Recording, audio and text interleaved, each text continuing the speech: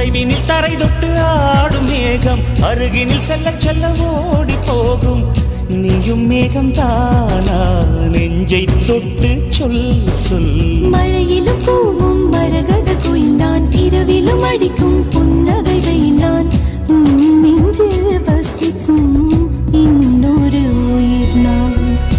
வெள்ளி மலரே வெள்ளி மலரே, நேற்று வரை நீ நெடுவனம் கண்டாய், ஒற்றை காலில் உயரத்தில் நின்றாய். மஞ்சள் மாலை மழையில் நனைந்தாய், சித்திரை மாதம் வெயிலும் சுமந்தாய். இத்தனை தவங்கள் ஏன் தான் செய்தாயோ?